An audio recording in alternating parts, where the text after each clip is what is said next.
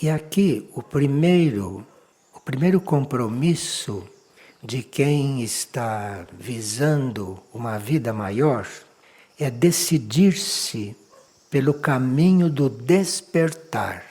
Então, nós devemos estar decididos a não estarmos mais adormecidos, porque a nossa situação terrestre como humanidade é de uma humanidade adormecida, para não dizer outras coisas que não vêm ao caso aqui.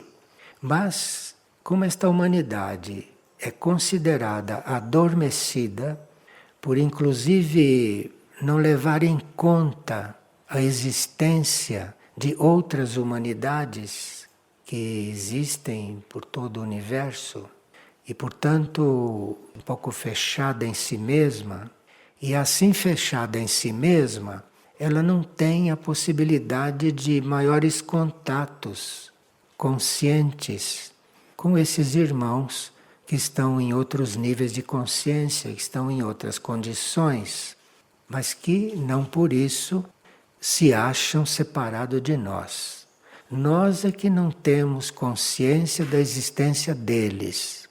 E decidir-se pelo caminho do despertar é muito básico.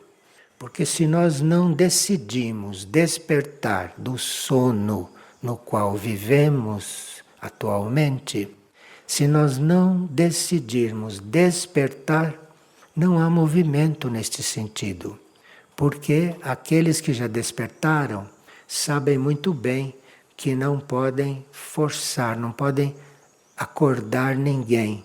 É preciso que o ser amadureça, preciso que o ser tenha já uma certa experiência para ele reconhecer que quase nada sabe da vida verdadeira, da vida planetária, da vida universal, da vida cósmica. É preciso que ele desperte a uma certa altura e que decida continuar com os olhos abertos. E aí então começar um processo evolutivo. Um processo evolutivo um pouco diferente da evolução nos reinos da natureza que nós conhecemos neste planeta.